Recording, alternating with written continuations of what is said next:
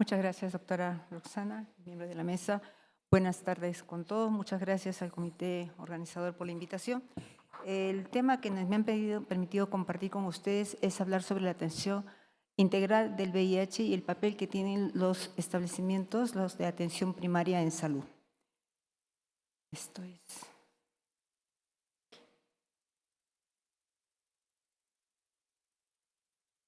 Bueno, para este tema no tengo ningún conflicto de intereses y empezaremos con una pequeña introducción. Hablaremos un poco de la creación del Alma Ata 40 que se llevó a cabo en el año 1978, que promovió con el objetivo de lograr la salud para todos. Esta declaración en el año 2018 se reafirma esos principios y fortalece lo que es la atención primaria en salud y busca lograr la cobertura universal de salud. Posteriormente, en el 2019, los miembros integrantes, Estados miembros se comprometen a renovar y ampliar esta atención primaria en salud. Dice que permita una salud universal, los objetivos del desarrollo sostenible relacionados con la salud que establece la OMS para el 2030 y la seguridad sanitaria. Cuando habla de los objetivos, sabemos que los objetivos son 17. Alguno piensa que en salud están la eliminación de la pobreza, hambre cero, el agua, saneamiento, pero realmente si uno observa los 17 objetivos, todos tienen que ver con el bienestar social y físico del ser humano. Entonces realmente todos los objetivos van a repercutir en las personas, ¿no? Y esta atención primaria, ¿en qué debe basarse? Se establece que esta atención debe basarse en investigaciones locales, nacionales, sobre estudios sociales, biomédicos, estudiar las determinantes sociales de cada zona, estudiar los servicios de salud. ¿Para qué? Para buscar garantizar, dar una respuesta y garantizar el mayor nivel posible de salud y bienestar, que se haga una distribución equitativa y que la atención sea precoz, o sea, lo más oportuna y centrada en las necesidades de esa comunidad o de esa nación. ¿A través de qué? A través de procesos, de los procesos de promoción de la salud, de prevención de enfermedades, de tratamiento, de rehabilitación primaria, secundaria, terciaria y de cuidados paliativos. Y esto con participación intersectorial y de la comunidad. Algo que realmente ya sabemos, que realmente la respuesta de salud, que normalmente siempre se le pide, se le demanda al Ministerio de Salud, debe ser con la participación de todos los ministerios. Por otra parte, vemos que los pacientes VIH, se empezó la epidemia en los años 80 y estos pacientes demandaban casi exclusivamente la atención hospitalaria. ¿Por qué? Porque uno era un nuevo diagnóstico, presentaban y debutaban con infecciones oportunistas. Necesitaba recurso humano que estuviera capacitado, entonces un manejo más especializado. Posteriormente entra el tratamiento antirretroviral y con la entrada de los esquemas triples, el impacto fue que se redujeron las infecciones oportunistas y la mortalidad por VIH. Entonces, con esto se cambió el pronóstico y la vida de los pacientes con VIH. Como consecuencia, la infección VIH pasa a ser una enfermedad crónica. Hay un estudio de Astor y colaboradores que hacen en España, en Madrid, y estudian y ven que en un centro de atención primaria, casi el 30% eran únicamente consultas burocráticas, pero el 71% eran sobre patologías agudas o crónicas, infecciosas y no infecciosas. Además, se sabe que las personas que tienen VIH, a pesar de que estén con un buen control en la carga viral, aún así presentan mayores comorbilidades que las personas que no lo tienen. Además, sumado a que los pacientes envejecen y se suman comorbilidades propias por el envejecimiento.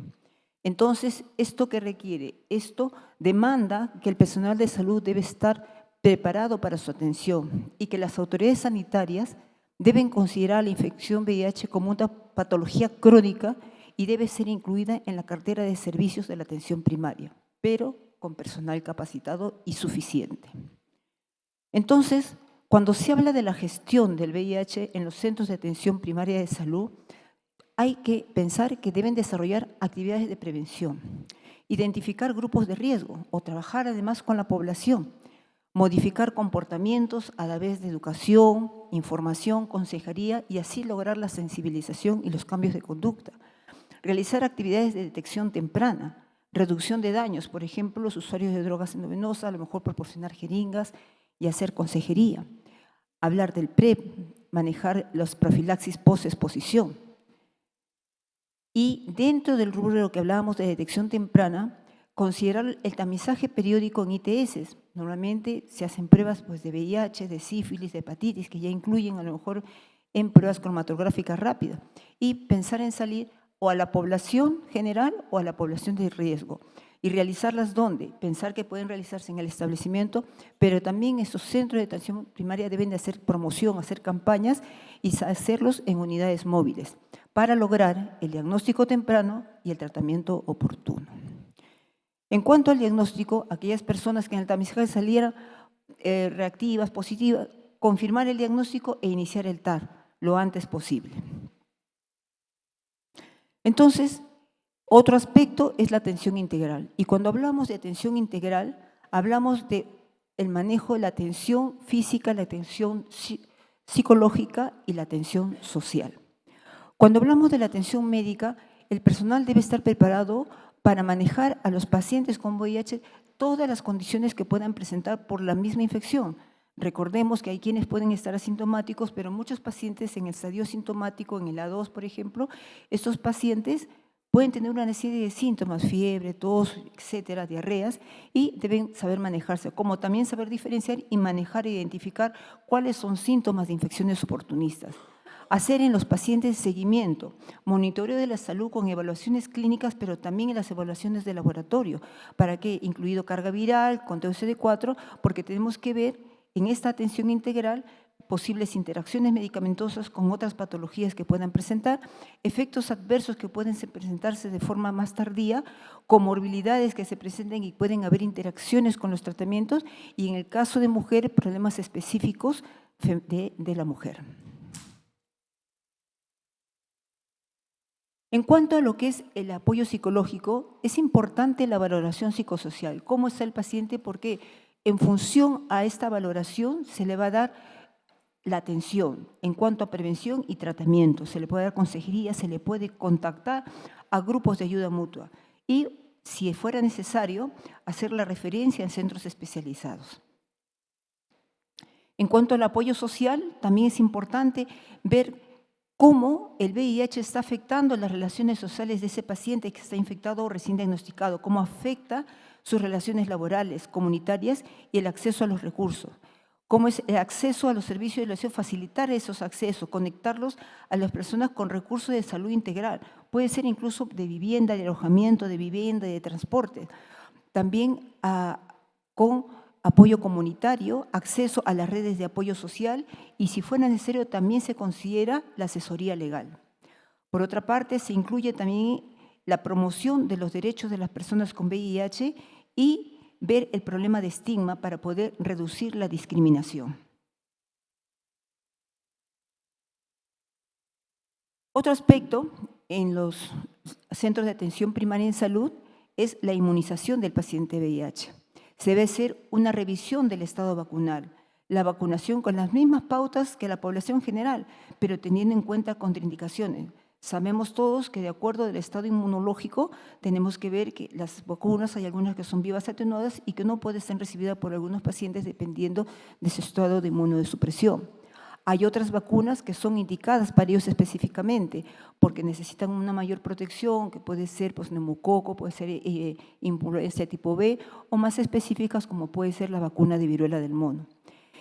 Promover en general la vacunación en los grupos de riesgo y en sus parejas. Entonces, cuando se habla de la gestión de complicaciones, también pensamos en la gestión de las infecciones oportunistas. Quizás recopila un poco lo que acabamos de revisar.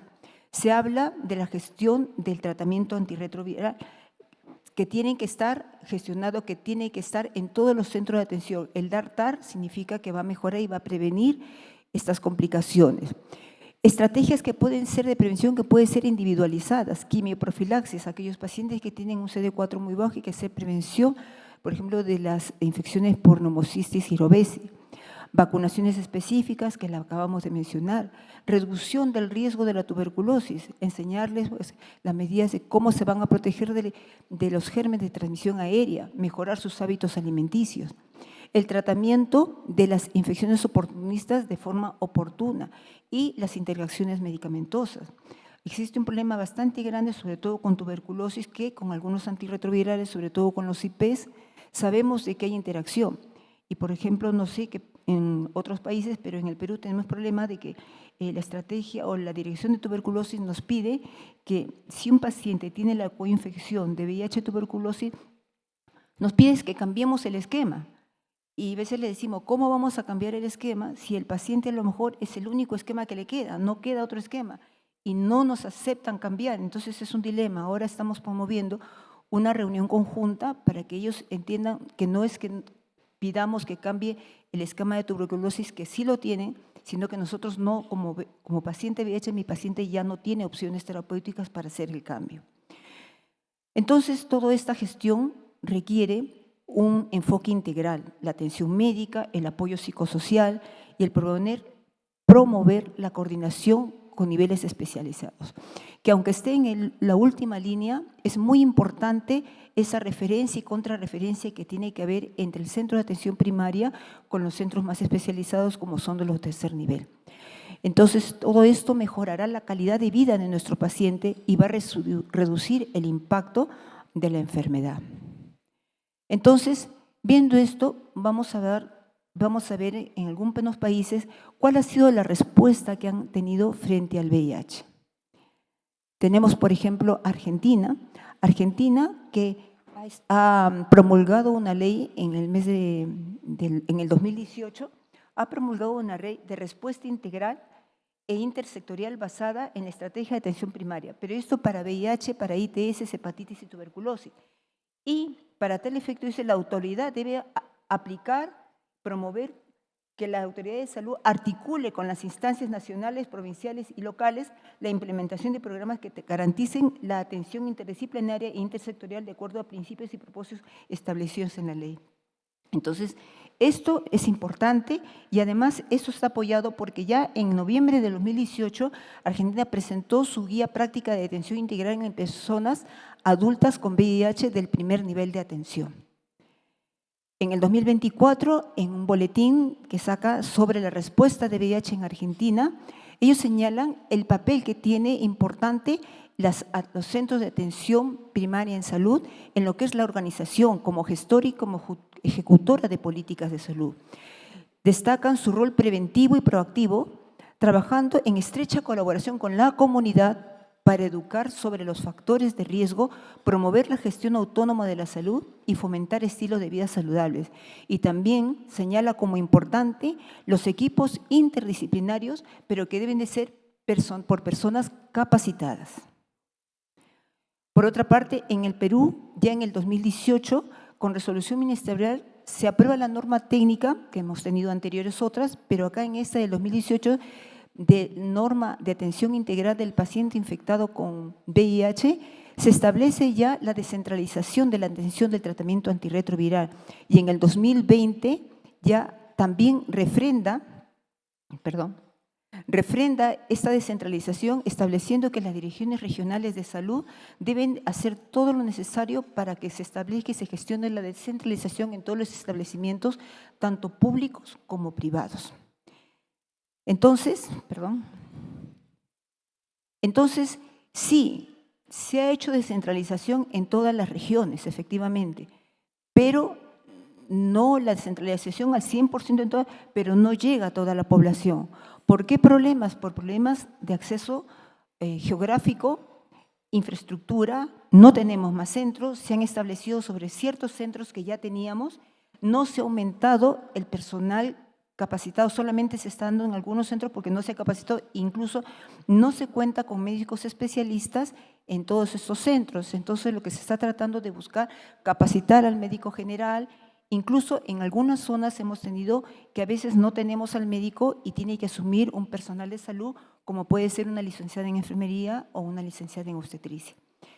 Hay seguimiento. ¿Dónde se ha hecho esto? Principalmente se ha tratado de ir a los sitios donde había mayor demanda, donde tenían más grupos de riesgo o más elevada prevalencia de esta afectación. Está en marcha, hay buenas intenciones, pero todavía nos queda un buen trecho para avanzar, ¿no? Y sobre todo brindar una atención de calidad, porque en los centros que ya había, que a lo mejor habían ya atención primaria, se ha aumentado la demanda de los usuarios.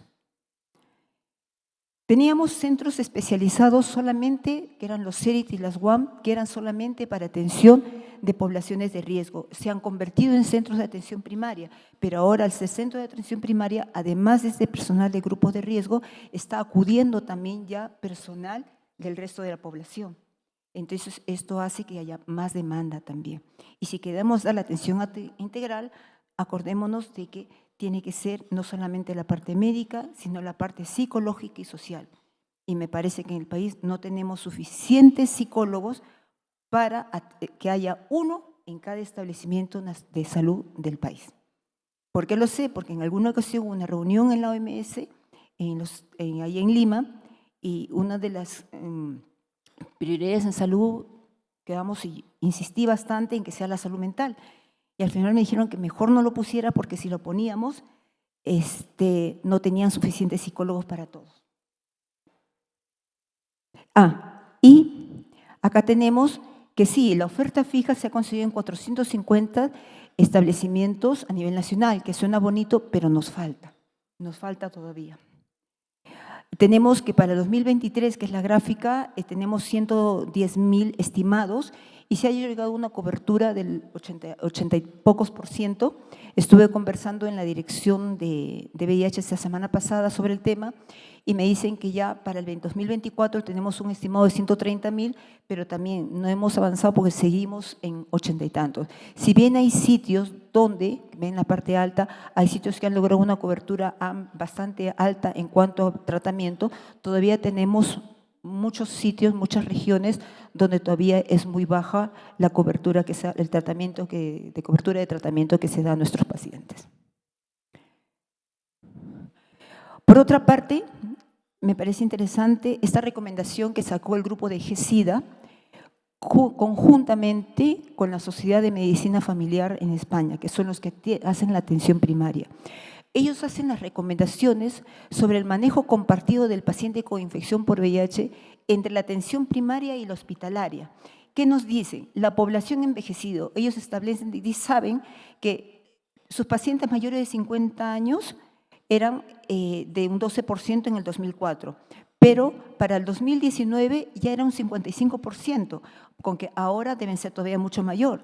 Entonces, estos pacientes cada vez y de por sí tienen más comorbilidades, por ser mayores, porque tienen la infección VIH y estén indetectables. Aparte de que es una población que está envejeciendo.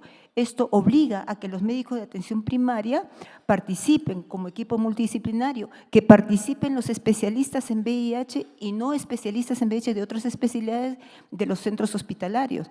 Entonces, el abordaje al final no solo es atención primaria, sino es multidisciplinario y coordinado entre la atención primaria y la atención hospitalaria.